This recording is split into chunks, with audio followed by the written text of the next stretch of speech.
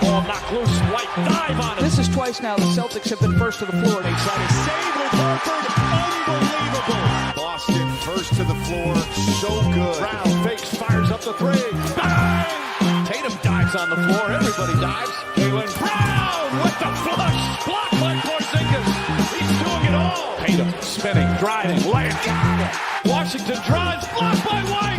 Oh, what a block from Derek White.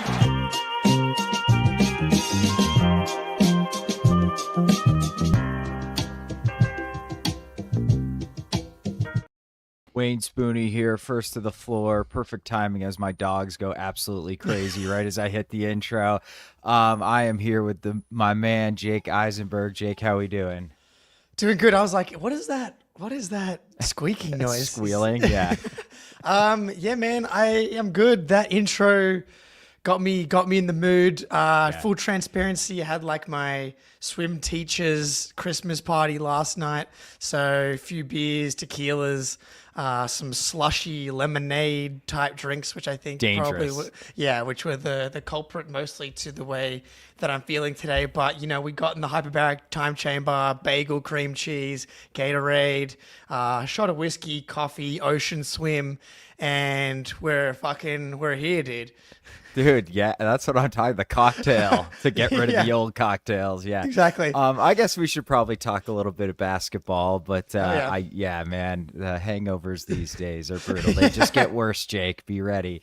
So Celtics, we were just talking before we hit live, like a a fun game. Yeah. Like an insult to 90s basketball lovers, but I am a new gen basketball lover. 138, 129.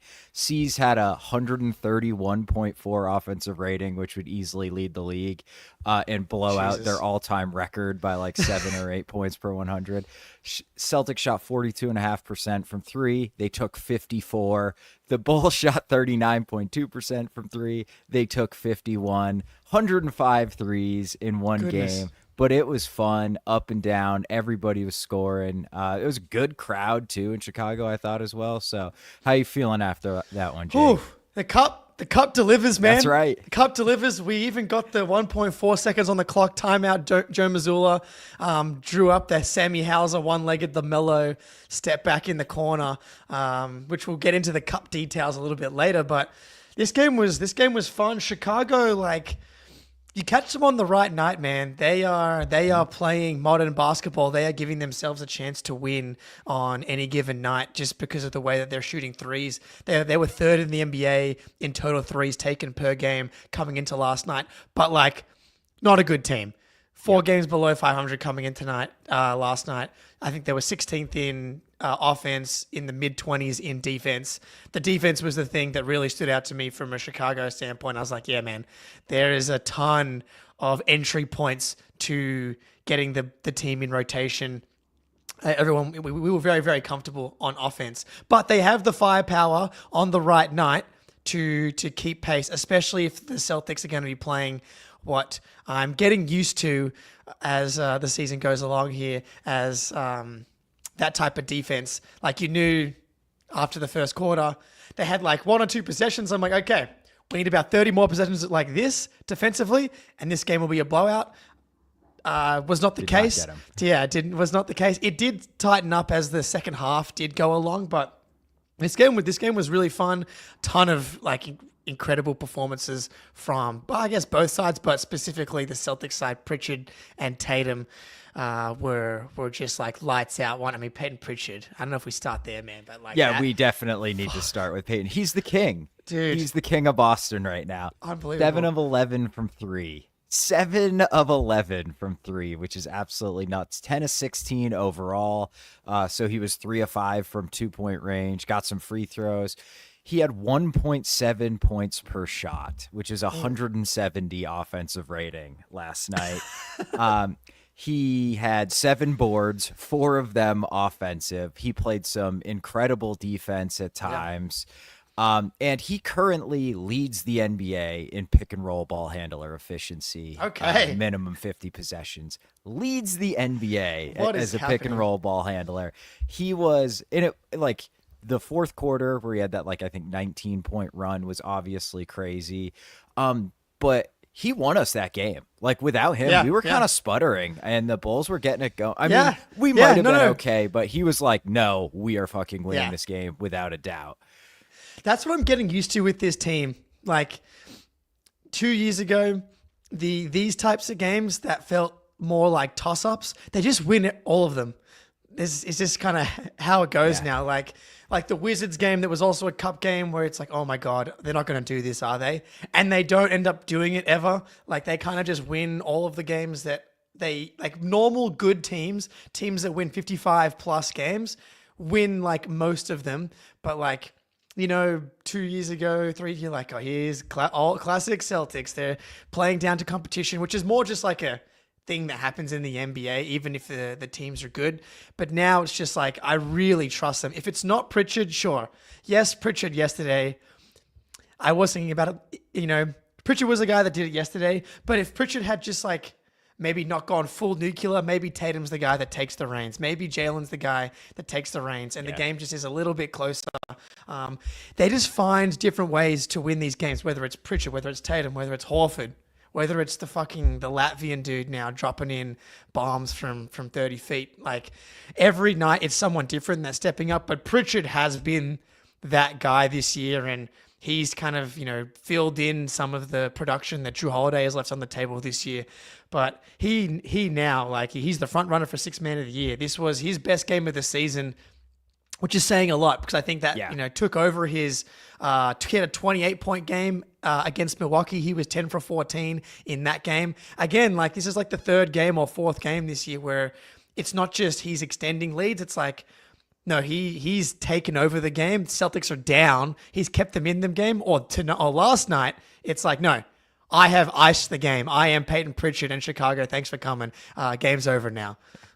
Yeah, man. Like, and you can tell, I think it's partially just the fact that he's making shots like crazy, but he just brings like a tenacity and a tempo to the game that basically nobody else on the team, maybe bar Derek White, really has. Like, he just speeds us up. And it may not mean we're shooting quicker, but it just feels like we get in and out of stuff a lot quicker. And when the fact that you have, I see Ben's comment as well. Thank you, Ben. He always writes those when I'm talking. Yeah. A lot of penetration. Yeah. And it's just like the fact that you can now just give him the ball and run a pick and roll, and it's probably going to end up in a good shot, or maybe not like a traditionally good shot because it might be like a 29-footer, but he can make those. It is a good shot for him. I mean, some of those threes he took last night were deep, and he just splashes them, and it extends the defense so much when he's got the ball in his hands that it opens stuff up for everybody else. I mean, like, we've talked a lot about Pritchard this year. It's mostly because, like, I can't believe it keeps happening. Like, dude, I just expect it to. I know you said it on late night or on instant reactions where you're like, I keep expecting him to cool off a little bit, and he doesn't. And it's like he keeps getting away with it. This can't continue. But Jesus, he's good right now, and he's still gonna be good even if he cools off from three. But this is nuts. Like 44% from three on the season. That's not a number that I think would be outlandish for him to hit for a season. Like, I think we know the type of shooter that he is. Like, he's 40% for his career. So it wouldn't, he's probably, is he not kind of due? Because last year he had he was 38% from three, and he was 36% from three the year before that. Whereas the previous 2 years where he actually had like a real role, he was 41% across both of those seasons. And I mean, now the volume, like, it's crazy looking at the volume, because he, like, last year had the most volume at 4.7 attempts, and now he's at 8.4 per game. Doubled it. Obviously he's playing like more minutes, but clearly the trigger is out of control right now. But like 44%, 43%, 42%, that's not a number that I think is, it would be unfair. It's not. We're not talking about 50% on this type of stuff. Like, we know the type of shooter that he is. I know Trey, friend of the pod, posted like Pritchard's Oregon highlights. The dude just looks like he's doing what he was doing at Oregon, but doing it in the NBA now. And so, fuck, man. I can't get over it. He hit 5 threes in the fourth quarter alone yesterday. That's so ridiculous. Yeah, man. The Celtics have officially warped my 3-point shot perception of like what's a lot of makes.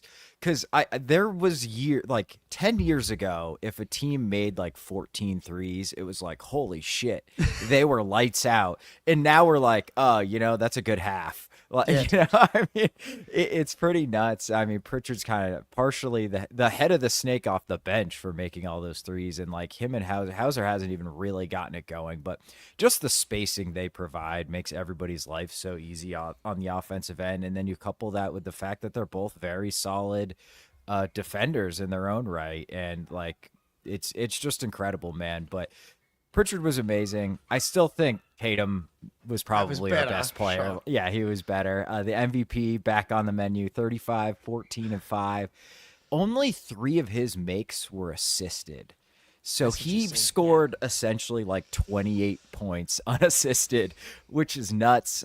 He only had 5 assists, but 10 potential assists. So that's actually a pretty standard conversion rate. But he was moving the ball, handled the ball a ton. He absolutely feasted on the Vooch mismatch. Yeah, like the whole offense was just bent around like get Vooch on Jason Tatum. And then we basically got any shot we wanted anytime when Vooch was out there, which is like why he is not a winning player. Yeah, Jackson drew my attention to it in the box score. Like, because Vooch had 32 points on 16 shots. Like, he was a fucking monster. He was a team worst, minus 19 for the Bulls. Crazy. It's like, that's insane to be that efficient from a scoring perspective and still have that impact. He was tied with Zach LaVine, who, by the way, also had 29 points on 22 shots. Like, pretty efficient pretty damn himself.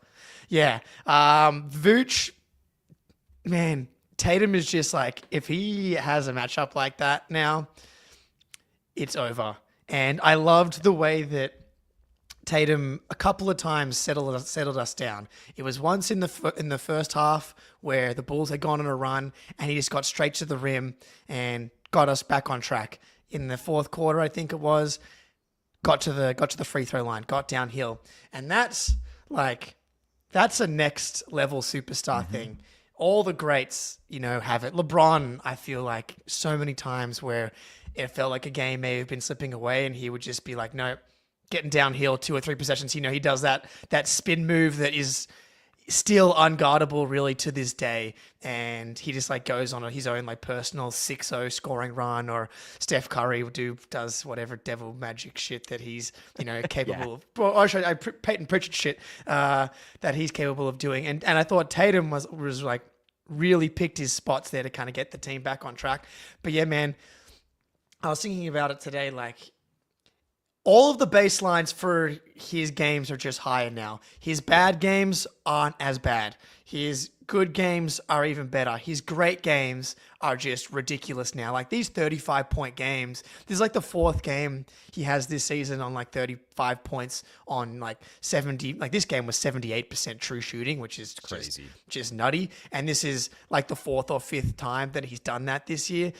I saw a stat today. He's shooting like over 80% at the rim this season, which last night that definitely bolstered that number. I thought he was just like the way that he was getting downhill and this attacking off 2 feet thing is really changing how he's able to attack the rim. He's really, really doing the thing that I think we've all really been calling for more often now, is using his 6'9", 200 and whatever pound frame to actually go through guys. And he's getting the foul calls.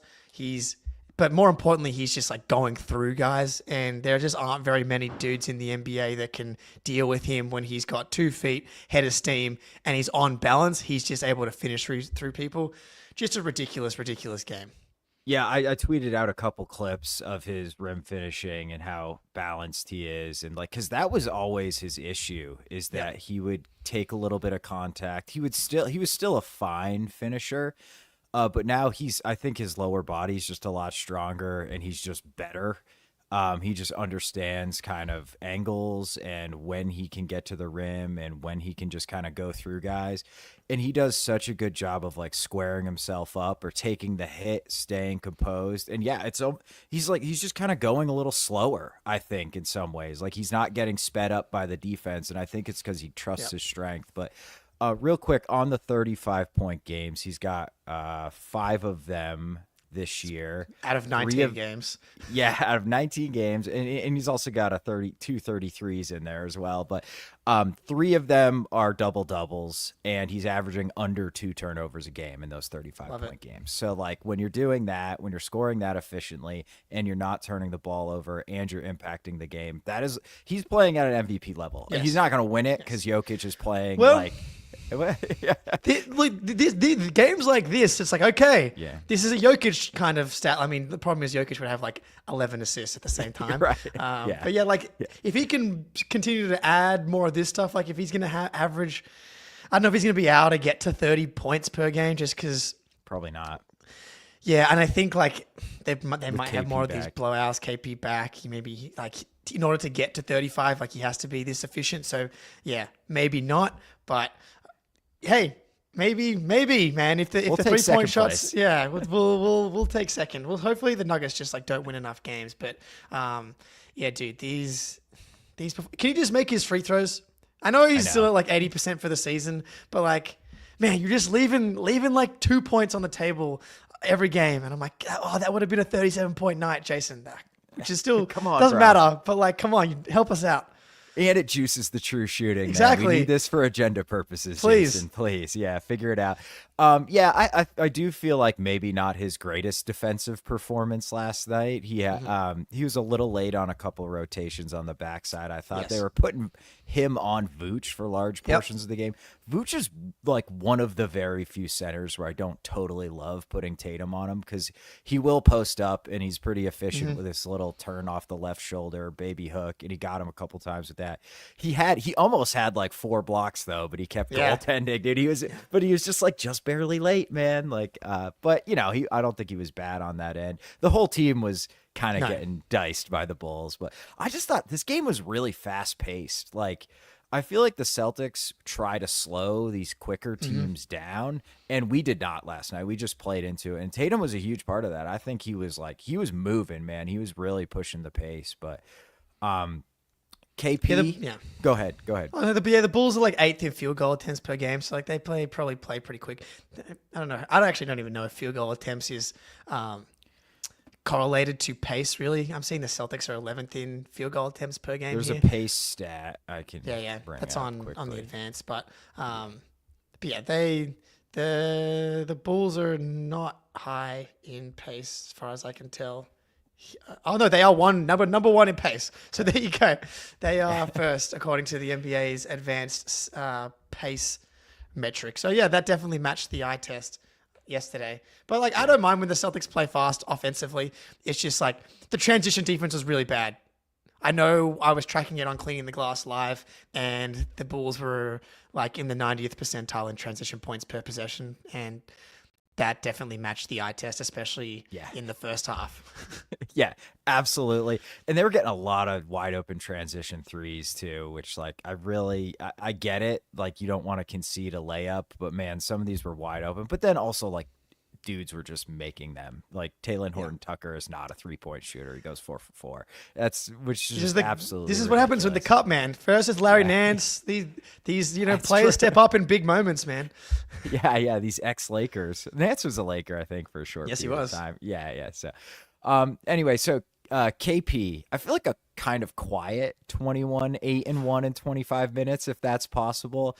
So I know you guys touched on it on instant reactions, but like just having him back and doing like I have a switch, give me the ball, I'll turn around and like drop it in from 15 feet.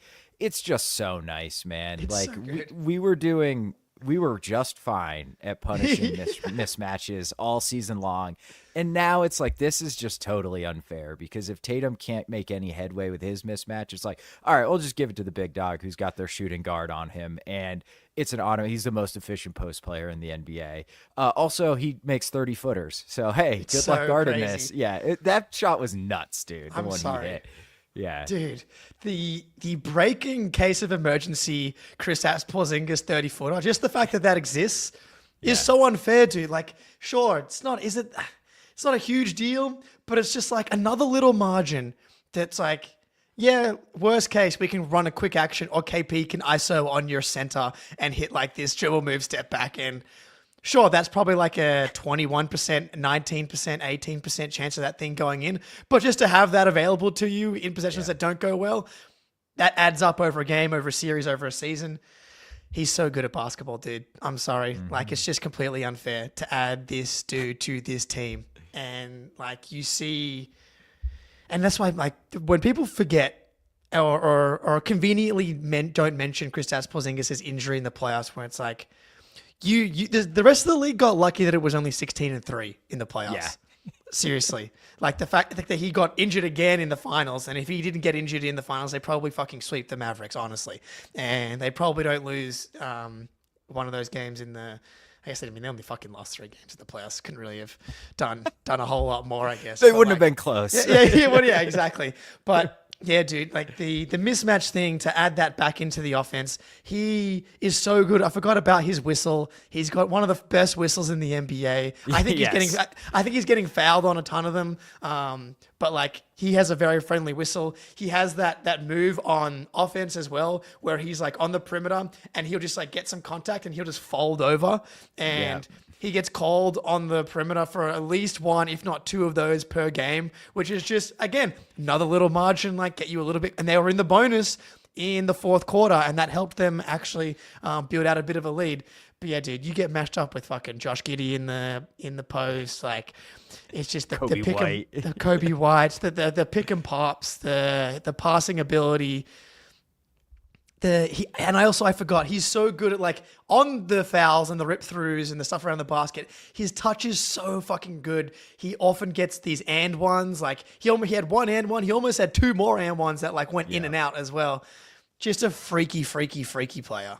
Yeah, dude, and like his and ones look like they have, like, if you just paused it right as it was leaving his hand, where he's shooting some of these from, it's like below his waist practically. Sometimes he's just like, ugh, throws it up there, but it goes in so much. Like, it's intentional, it's a skill, it's ridiculous.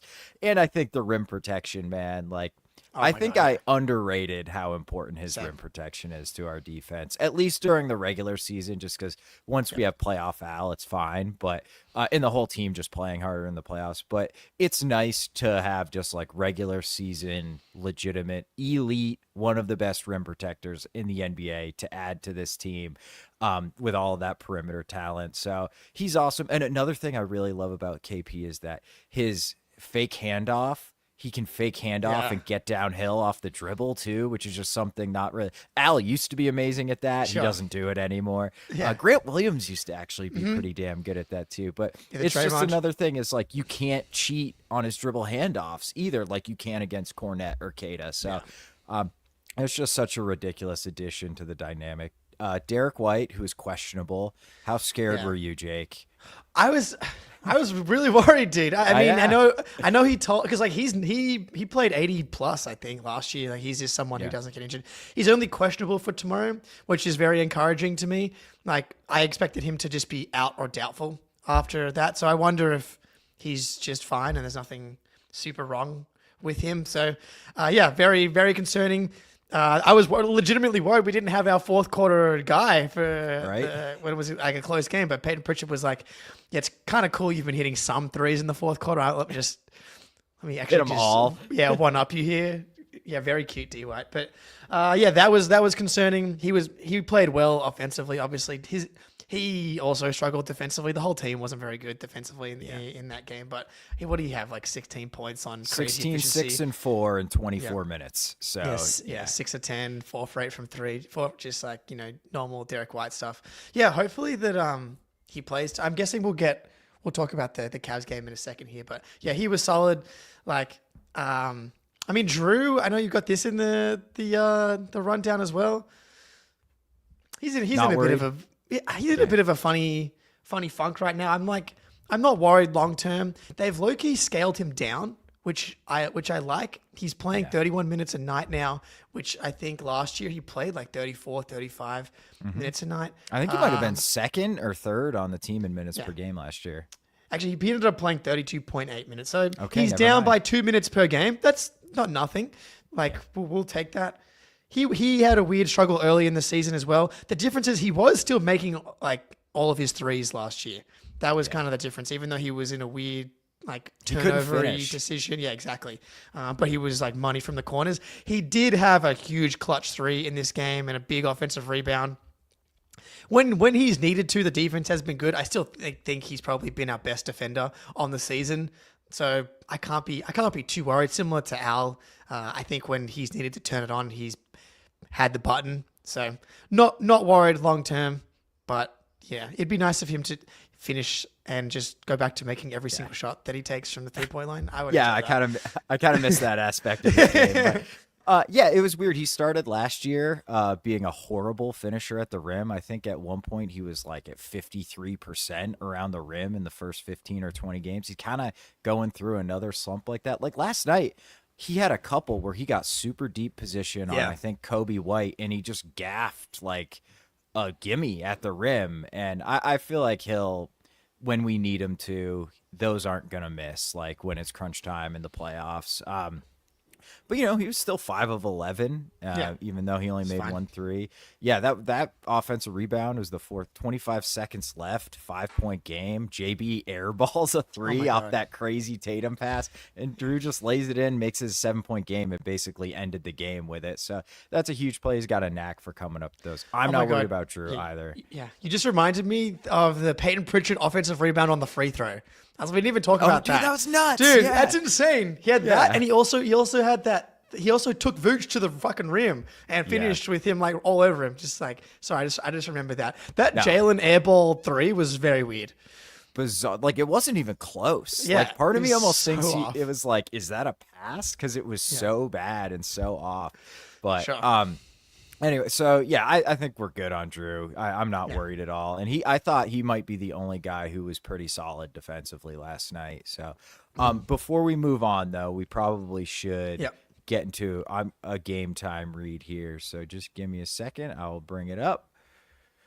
Game time. There's nothing better than getting to a big football game early, hitting the tailgate, meeting up with some friends, and watching some of the best players in the world play some football. I managed to score some tickets to a Pats-Bengals game many moons ago, and I'll never forget watching one of the NFL's greatest quarterbacks, John Kitna, play some football. There's no better way to grab tickets to a football game or any event than Game Time. Game Time has a new feature called GameTime Picks that makes getting tickets to see your favorite teams play live even easier. GameTime Picks filters out the fluff to show you only incredible deals on great seats so you don't have to waste time searching through thousands of tickets. WVU basketball, we're on the way back to relevance. 2 big ranked wins in the last week, so you better believe I'll be trolling Game Time for some tickets to the Coliseum to see DeVries and the boys whoop the Big 12 this year. You just hop on the app, search for the game or team you're looking for. It's super easy, and then you're shown all the available tickets and all the best deals right on your phone. Their curated deals make it even easier to find the best seats at the best prices, and maybe my favorite feature is the seat view. It'll show you exactly what it looks like from any seat before you buy. And when you go to buy, if you toggle on the all-in pricing, you won't be hit with any surprise fees at checkouts. So take the guesswork out of buying tickets with Game Time. Download the Game Time app, create an account, and use code CLNS for $20 off your first purchase. Terms apply. Again, create an account, redeem code CLNS for $20 off. Game Time. Download Game Time today. What time is it? Game Time. Hell yeah, dude. I always listen to your reads, definitely, and I didn't open Twitter and watch the Kristaps Porzingis step back 3 times in that moment. But yeah, man, get yourself to Game Time and fucking go watch Kristaps Porzingis drop in 31 footers. That would be my recommendation. But yeah, so the cup. Should we get into a little update here? Yeah, let's get into the cup. All right. So firstly, the Cavs fucked us in the cup. Bastards. That's the bad news. The good news is obviously the Cavs lost, and now they are essentially we have them if we beat them tomorrow, obviously, but they just kind of have us because they've played an extra game. But this is the scenario for us to get into the next round of the cup because the Hawks have secured the 1 seed in our group because of that game where the Celtics had 20 turnovers and gave up 20 offensive rebounds, and Larry Nance went 5 for 6 from 3, and Drew Holiday and Tatum had the most disgusting turnover to end the game at the end of that game. So that's why we're not winning our group. Anyway, here are the scenarios in play for the wild card.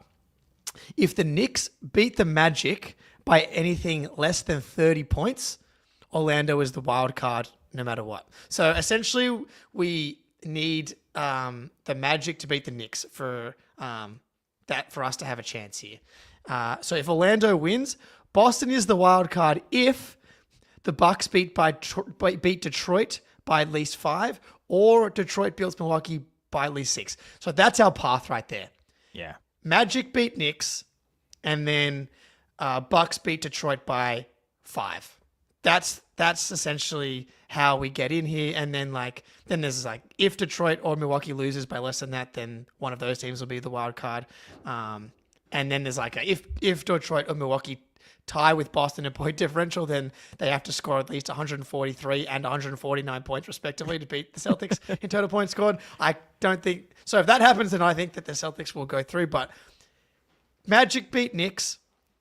We need that. That's step 1. And then Bucks beat Pistons by 5. That's the very simple way of looking at how we get through to the next round. So 1, how are you feeling about the cup?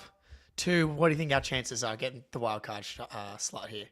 I'm still kind of doing the math in my head here, making sure I understand exactly what the hell's going on. But it doesn't seem super our chances are super good, but I guess Orlando can absolutely beat the Knicks. Oh, yeah. That's not some crazy, frankly, they've been better than the Knicks for most of the season. So, I think then and we have 2 paths, right? If Detroit beats Milwaukee by 6. So basically we just need one of those 2 teams, Milwaukee or Detroit, to beat the other one by 6 or more, and we're good. Yeah. So it seems like if Orlando wins, we're probably good and we're probably through. I don't know if I want the boys going to Vegas and putting on extra miles and potentially playing an extra game if they make the final. Yeah. So, you know me, you're the cup respecter on the podcast. I it's fun. I feel like the guys care maybe just a little bit more for these cup games. I don't know, man. But maybe Joe Mazzulla played a playoff rotation yesterday, and they didn't play defense for 85% of the game. So I don't think that they do. They should play Luke Cornett in that game. I think that you should give Cornett and Tillman, or Cornett specifically, I think is the guy who's Walsh should be fucking starting at this point. But give the guys that are going to benefit the most from the money a chance to impact the game. That's what I think. Because clearly the fucking starters didn't try, defensively at least. They obviously won the game. Jason Tatum respected the fact that Luke Cornett's dealing with, rising interest rates in. That's right. And Sam Hauser and Joe Mazzulla did. But yeah, so I understand. I have a solution actually though to this extra game thing. So 2 teams that go to the finals, they are the only 2 teams that would play an 83rd game. Mm-hmm. So the reward for making the finals of the NBA Cup should be you get an extra win for your team. Both teams get just an extra, you win the semifinal, that win obviously counts for your regular season, but you just get an extra win. So last year the Celtics would have won 65 instead of 64 games. So that's a pretty big incentive to get an extra win, and then obviously the winner of the final gets the money. That is one thing that to offset that extra game problem. Yeah, it's essentially like a playoff tiebreaker, right? If you're tied at 64 wins with another team, it's the Celtics made the cup final, so they're the 1 seed, and the other team is the 2 seed. Yeah, I like that. I definitely think it's better than our current system, which is 0. Pittance amount of money to the guys who actually play. So yeah, why not? I've just, it's the cup, baby. The courts are brutal. Can we just get normal courts? Just make them a little funky. Yeah. Put the cup on there on the court or something. All we need. Yeah, or a little extra colors, fine. But red circles Holy on a shit. red back. Dude, that was like a tough watch. So you will That you one in will- the yellow courts. The yellow courts are yellow. crazy intense, dude. The urine courts, the blood courts, and the orange courts. Like just Ours is not great. The green yeah, is the not. lime green courts, the vomit courts. Like they're intense. Just put the logos like in different spots and have the big cup. That's all you Yeah. need. Yeah, like what they used to do with the NBA Finals, where they'd have the Yes. huge Larry O'Brien on there. Just do that. We'll get it. We understand NBA. We're not that stupid. Like, we can be like, hey, there's a massive fucking cup on the court. Yeah. It must be a cup game. It's we very don't Clockwork need, Orange. It's like Yeah. you must consume the cup. yeah, the beatings will continue until Yeah, morale dude. improves. Like, I mean, like, what if you're colorblind? Like, you just Oh, no can't chance. watch these games. Like, thanks, NBA. So I hate the courts. Yes. But yeah, like, it'll be good. I think the knockout rounds bring a little extra juice, and I think if they make it to Vegas, like, all eyes are on you. These dudes don't want to get shown up on the big stage. So, I feel like there'll be a lot more juice if we actually make it. I mean, I'll be watching that Orlando game pretty closely because part of it is like, I just don't want other fans to have this over us. That's the Like, thing. It's fuck going to be a you. thing. Yeah. It's going to be a Yeah. thing. Everyone's going to be watching. Like Trey Young tweeted out, "Thank you, Boston." Like people, Yeah. I think that's the sweet. That's who's going to care the most. Obviously, it's going to be these teams that are The like shitty teams. Yeah, like the play-in, like fringe play-in teams. Like none of the really shitty teams got through. But like the mediocre teams can just like sneak through because apparently the fucking Hawks can beat the Celtics and the Cavs. Twice in the Hawks' favor, buddy. Hawks case. Oh my goodness! But yeah, so yeah, like they're gonna be teams are gonna be talking shit, getting up there. We're cup champs. They're gonna get their little photos. They're gonna go out, have a good time. Trust me. We're gonna get to if we get to the finals, and they're gonna be celebrating. We're gonna be like, see, champs are here. Yeah, that's right. Yeah, the double champs. Yeah. Yeah, man. I don't know. We'll see, but I don't know how has that game started yet. What's the that's- score? No, wait, which that's game? tomorrow. The Knicks Orlando game. No, that's not till Tuesday. I don't think. Holy shit, Yeah. man. That's weird. We're 'cause already done. Yeah, because the cup games are only Tuesdays and Fridays, Spoony. Come on, That's dude. right. I Get should've it known together, that. brother. Yeah. So, but I was gonna say, so we've obviously got Cavs Heat back to back the next 2 days. But I'm definitely gonna be streaming on playback. We're gonna be tracking both the Magic and the Bucks Detroit game as well. So gonna be locked in for that one. Probably should do my prize picks read now and then Talk Cavs. and then we'll talk Cavs if I can find the B reel here. Here we go. Prize picks time, baby. You can now win up to 100 times your money on prize picks with as little as 4 correct picks.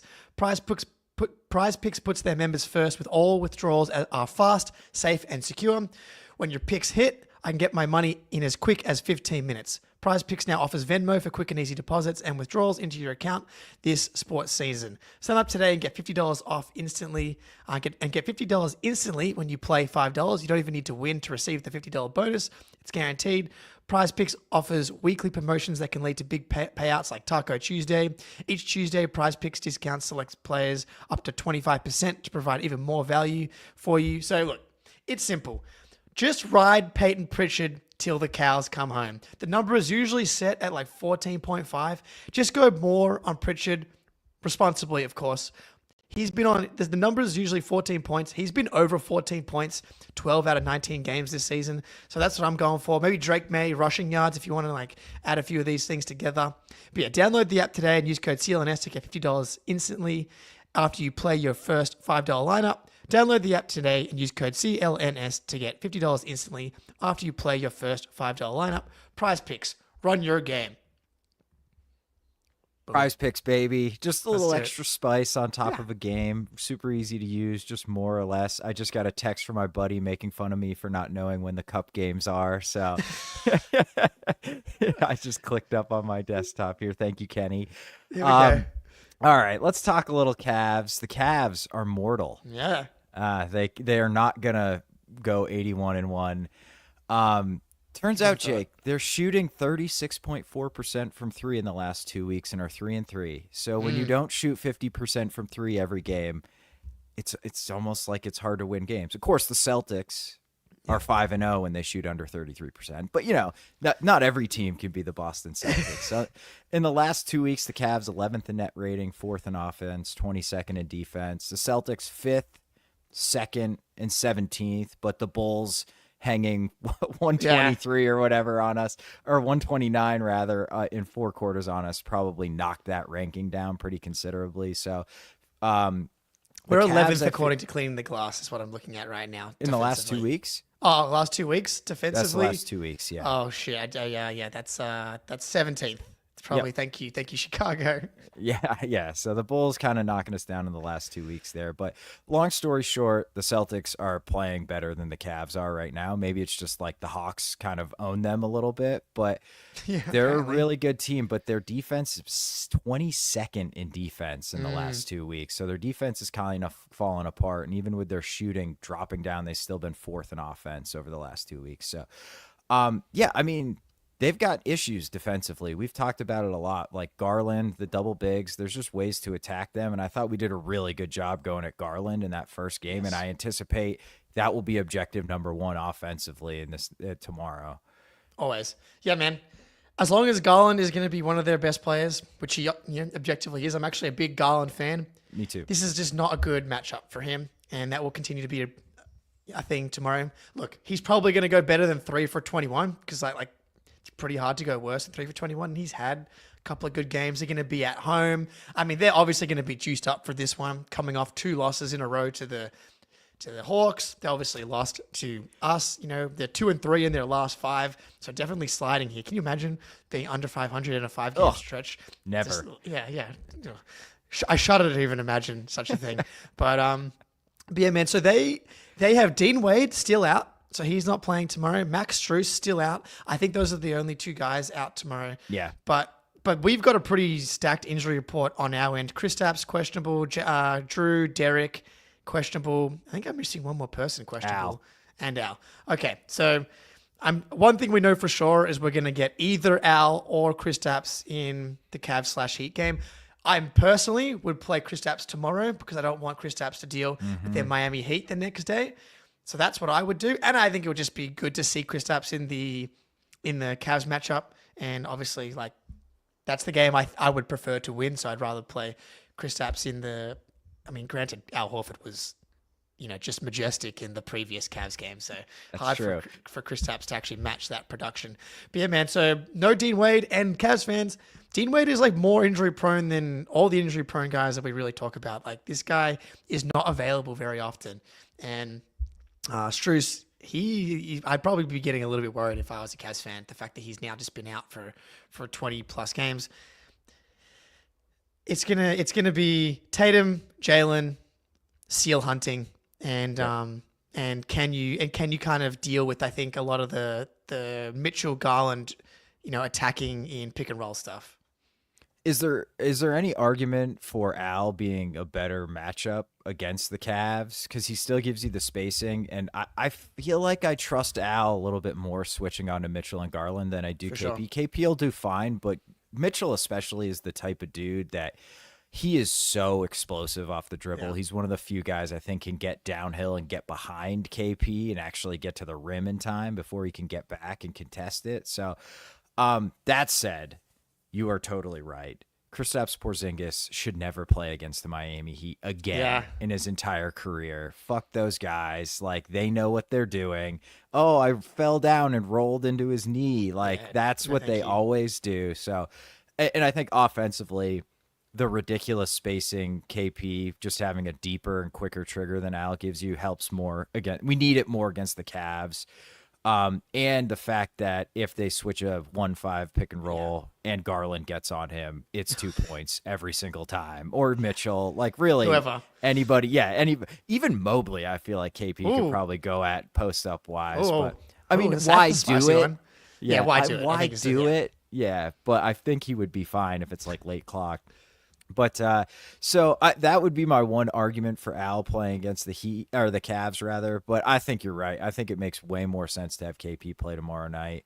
and keep him fresh. Like, he's kind of playing his way into game shape too. Yeah. So, and we have like 5 games in Yeah. 7 days. It's nuts, man. crazy. So let him play 2 out of 3, get a couple days off, and then he'll be back at it on Tuesday.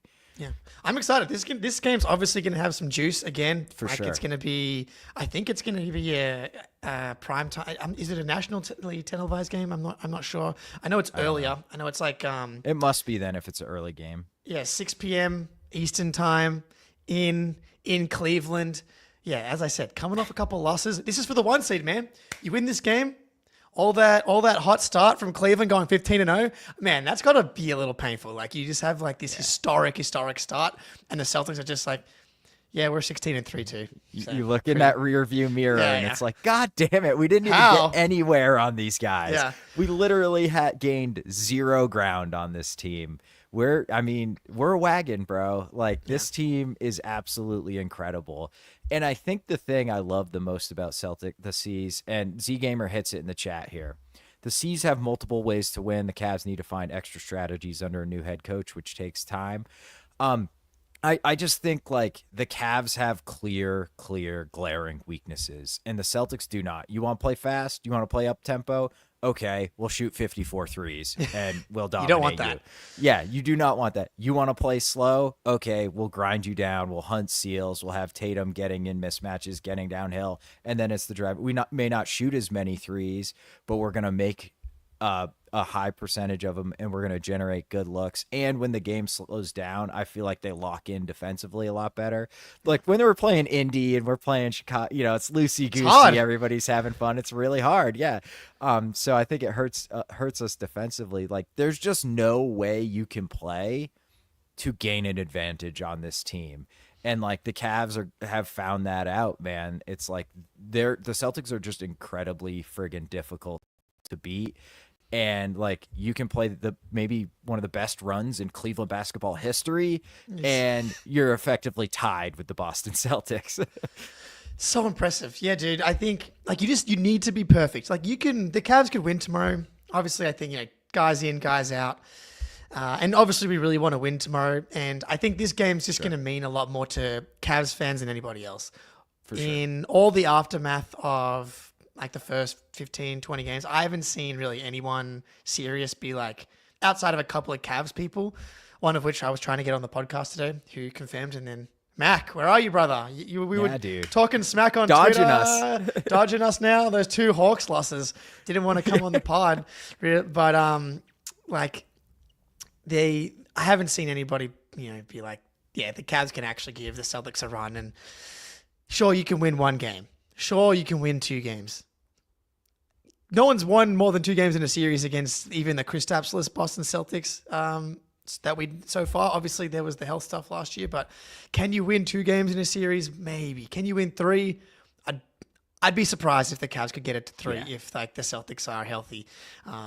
So, like, yeah, they could win tomorrow. I'd really just prefer to win tomorrow, and then you lock up the tiebreaker for the 1 seed for the season. Huge. Yeah, which would be really nice. Obviously, you get one more crack at it, so it's nice to be up 1-0 already.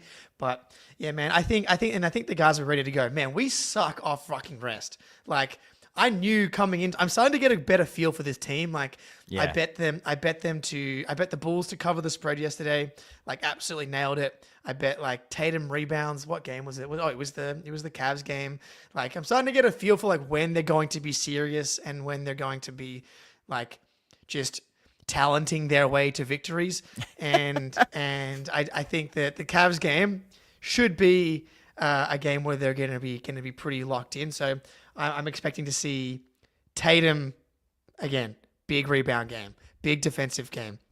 I like that Jalen's not on the injury report. I saw Mike in the chat ask, do you think JT or JB take a rest this week? I think history would tell us probably not. I'm sure Certainly not Tatum. Yeah, Tatum, I'd be very surprised if he takes a night off. Jalen, we'll see. I'm sure they're keeping track of that hip thing. I actually thought I read Jalen's name first when I saw the groin hip thing, but he's not on the injury report. So the fact that he's not on the injury report, I think is actually a really good thing. If it does feel like that hip is just being either really managed really well or they're putting that behind him. We didn't really talk a bunch about Jalen. Didn't have his best game. I thought he got to a lot of really good spots. but didn't quite convert. In the post, he's been so good. So, and he loves this matchup. He was big in the clutch. He had an uneven game actually in the Cleveland game as well, but he was really, really clutch down the stretch. So I expect him to have a good one. I just want to see the defense. I like these games because I like seeing the team really lock in. I like seeing the Jays in particular really lock in defensively. Yeah, man. And this is like such a really interesting matchup for both the Jays defensively because Tatum basically guards Allen. And and Allen is just such a traditional, like Vooch is a stretch center, right? So Tatum's out on the perimeter quite a bit when he's guarding somebody like Vooch. Like Allen is a pick and roll man big and like an offensive rebounder, duck in from the dunker spot type of big. And like that just keeps Tatum around the rim a ton. And I it's sort of like a cat and mouse, like how much can he help off of? He doesn't want to concede the lob, but he's responsible for a lot of stuff, being that backside help. So I love watching him defend against the Cavs. And then JB, I love unleashing him against elite ball handlers. Like he's probably going to go at Mitchell. And he had some really awesome possessions against Mitchell in that first Cavs game. And that is where he's at his absolute best, when you just let the dog off the leash and go attack the bad man. And he's just really, really good at that. So I think Mitchell's primary objective will be to get Jaylen Brown off of him as quick as he possibly can. Yeah, generally is a pretty solid plan. So we'll see. It'll be interesting to see what happens. I know you said one of Al or KP will play. I don't know what they're going to do with the guards. It would make sense to me just give Derek the day off. Yeah. There's no real reason to play him, but then part of me is like, you should probably give Drew the day off too. So I think they'll split both. They'll flip it. Yeah. I would vote Drew plays tomorrow, Derek gets the day off, and then switch it against the Heat. You have to play Derek against the Heat, dude. He's the Heat killer. Yeah. So you got to play D White. Like he's fucking been tormenting them the second he's joined the Boston Celtics. So you have to absolutely have to play Derek White in the Heat game. I don't know if Derek White's foot's fine, then just play him in both. Like that's true. But if it's not, and there's even a little bit of whatever, then obviously don't play him. But I expect to see both the big men and the guards kind of split those two, and then you get the Pistons on the next one. It's a fun stretch though. Like, obviously it's going to be tough, but it's going to be like Heat, Cavs, obviously a lot of juice there. Pistons, they're solid. They're fine. Actually, speaking of, I think that they were playing the Sixers just now, but and then we got they're getting Bucks. Smoked. Okay, so the Sixers are smoking them. Mm-hmm. Bummer. And then we get Bucks, Grizzlies, and Jar's back. Marcus is back. So like that's the first time I think Marcus will actually play in Boston, because the last time he was injured. Oh yeah, he was hurt. Yeah. So that'll be fun. Obviously, Bucks, like that's always fun, and the Grizzlies, the Tatum's never lost to the Grizzlies in his career, so got to keep that going. So big week, I'm excited. Hell yeah, big week. Yeah, 5 games, 7 days. I'm pretty sure the wife's gonna hit me with the divorce papers at the end of this, but we'll see. I'll try to make it out. Should we wrap it up there, Jake? Since we have to record underrated plays. Yeah. All right, cool. Hey, everybody, thanks for coming out. We really appreciate it. Please like and subscribe. We're super close to 10K. That is a milestone I had no delusions of thinking we would ever reach. So the fact that we're this close, we can taste it, we can smell it. Please help us get there. We'd really appreciate it. But that's going to do it for this one. Jake, Spoonie, we are out.